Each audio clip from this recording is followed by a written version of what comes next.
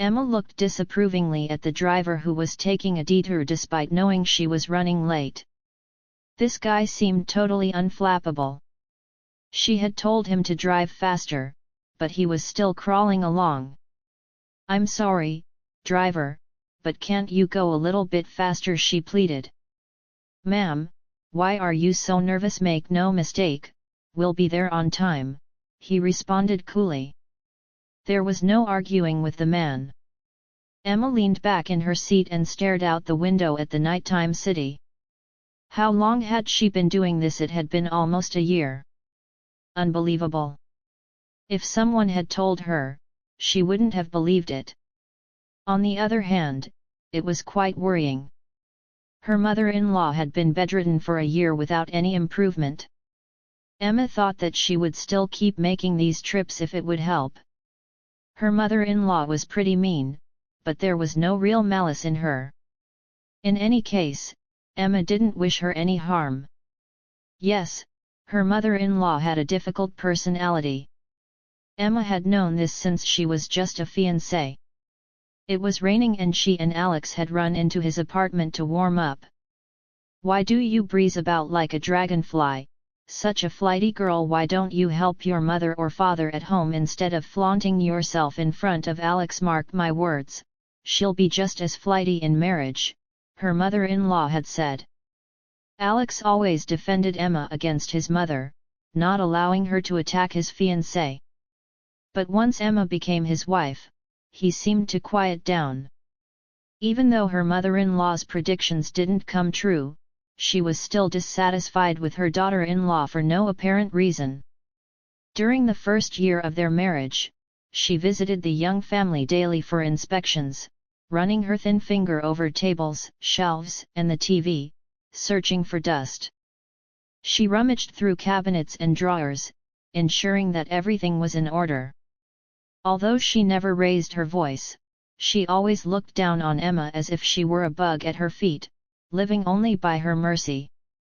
At first, this irritated and even scared Emma, but eventually, she got used to it, realizing her mother-in-law was just killing time. She was bored. To be honest, Emma found satisfaction in seeing her mother-in-law's puzzled face when there was nothing to disapprove of, which was almost always the case. Emma had become an excellent homemaker. Her mother had taught her to keep things orderly from a young age. Emma's father was in the military and also instilled discipline and cleanliness in her. She was grateful to her parents for such an upbringing. As a child, Emma protested against the Iron Order and felt wronged by her parents, but now, as an adult, she realized this upbringing had served her well.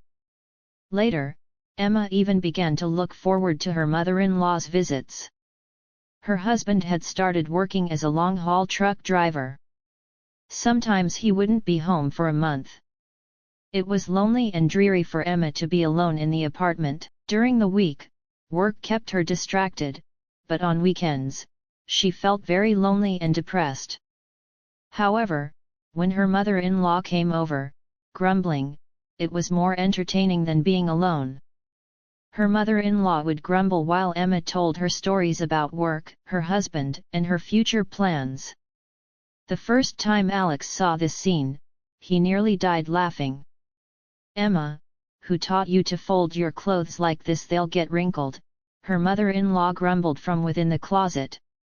"You know, Mom, speaking of clothes, you should get a new robe. Don't you think I want one too? It's nice to dress well, but at home, you want to feel comfortable, especially in the summer," Emma said. "Why did you fold the linens like that? How will you make the bed with such sheets?" her mother-in-law continued. "Yeah, and I want soft slippers. I saw some recently, and they're not expensive. Should I buy you a pair?" "Go ahead," her mother-in-law mumbled and continued her inspection, scanning the apartment for something to disapprove of. Maybe that's why Alex stopped defending his wife from his mother, thinking that everything was fine as it was. He once told Emma that if she wanted, he could forbid his mother from visiting. But Emma gave him a withering look and even waved her hands. "Don't you dare," she said. And Alex didn't interfere anymore, deciding they could handle it themselves. A couple of years later, Alex's mother suddenly fell ill. At first, Emma didn't even notice that her mother-in-law had disappeared. It was the end of the year, and Emma was swamped at work, too busy to count the days. On the weekend, she waited for the usual knock on the door. She even thought it was high time to give her mother-in-law a key to the apartment, but Emma never heard that knock. Her mother-in-law didn't answer the phone either. Her husband was on the road, and she didn't want to worry him, so Emma packed up and went to her mother-in-law's place an hour away by train. Emma knocked on the door for a long time before trying the handle to discover that the door wasn't locked. From the corridor, she heard a racking cough and rushed to the bedroom. Her mother-in-law looked nothing like herself. Her eyes were feverishly bright, and her face was pale except for flushed cheeks. She was bundled up in 3 blankets, shivering with each cough. "Why didn't you call?" Emma scolded her immediately. Emma sprang into action, brewing tea, making broth, and calling a doctor for a home visit. They suggested hospitalization, but her mother-in-law flatly refused. "All right, let her stay at home. I'll take care of her," Emma decided. Emma wasn't lying. Every day after work, while the fever persisted, she would visit her mother-in-law. When her condition improved a bit, she visited on Wednesdays and weekends. The illness seemed to have passed, but her mother-in-law remained weak. She rarely got up, walked slowly along the wall, and ate very little, making Emma worry that things might worsen. She tried to talk to her husband about it, but he just brushed it off. "Well, what do you expect? Age takes its toll, and it was a long illness. She needs time to recover." "What do you mean, age? What are you talking about? Your mother is still young. You talk as if she's ancient." "Don't you care at all?" Emma asked, frustrated. "Why should I worry when she has such great care? I'm even jealous she sees you more often than I do," her husband said, sounding a little bit hurt. "I'm sorry. I know that, but I can't just abandon her.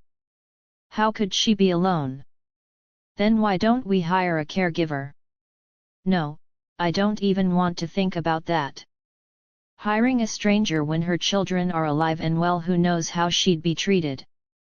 Emma did her best to take care of her mother-in-law. She cooked, cleaned, though there wasn't much to clean since her mother-in-law lived alone, did laundry, well, loaded the washing machine, and chatted with her mother-in-law. These conversations brought joy to both of them. During those moments, her mother-in-law seemed to even look younger. She would tell Emma about her youth, her first love, her husband, her parents, and even about her own mother-in-law. "I didn't like her.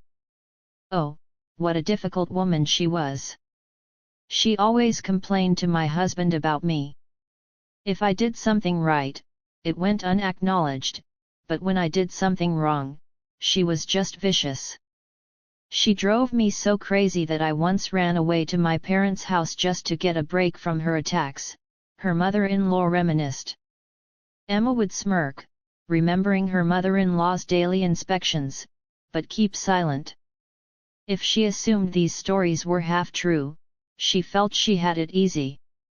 Her mother-in-law went on to talk about Alex's birth, his growing up, the times back then, and how they compared to now. They talked a lot. In the evenings, Emma would gather her things and rush to catch the last suburban train back to her husband, who had returned from his trip and was waiting for her. But today, she didn't make it. The slowpoke of a driver had circled around so long looking for a parking spot that Emma realized she would have to spend the night at her mother-in-law's.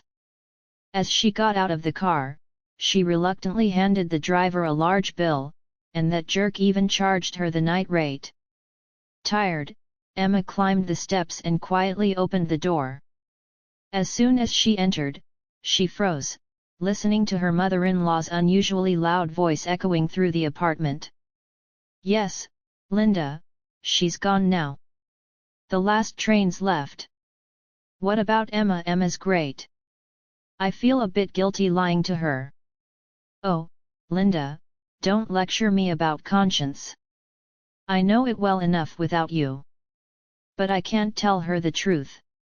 Why, you don't know? Why didn't you once pretend to be sick to get your son-in-law to fix your washing machine? Exactly. I've gotten used to having Emma around, at least I can talk to her. My son doesn't pay much attention to me, you know that. And I got lucky to have such a daughter-in-law. She's a gem. I'm not even joking. With her, my life isn't so burdensome. Otherwise, it's just me, and I can't take it anymore. So I can't and won't admit the truth now. If I do, I'll be alone, and I can't allow that to happen. Emma nearly slid down the wall from the shock of such revelations. So her mother-in-law was as healthy as anyone and was just pretending. Unbelievable. What should she do now? Deciding that she could always expose the deceitful woman later, Emma stepped back into the corridor, quietly closed the door, knocked, and then, after waiting a minute, entered again. Mom, are you still up? Can you believe it? The driver took so long that I missed the last train. Can I stay here tonight? Emma called from the corridor, giving her mother-in-law enough time to get back into bed and back into character. Oh, Emma, of course, stay. It goes without saying. Did you call Alex? Yes, I called and warned him. I'll leave early in the morning. Make yourself at home, her mother-in-law replied. Her mother-in-law had long since fallen asleep, but Emma couldn't stop tossing and turning, replaying the conversation she'd overheard. Initially, she felt a surge of anger over the deception, but then she imagined her own children someday forgetting about her, and her heart ached for her mother-in-law living alone, far away and unable to visit often. She must be so lonely.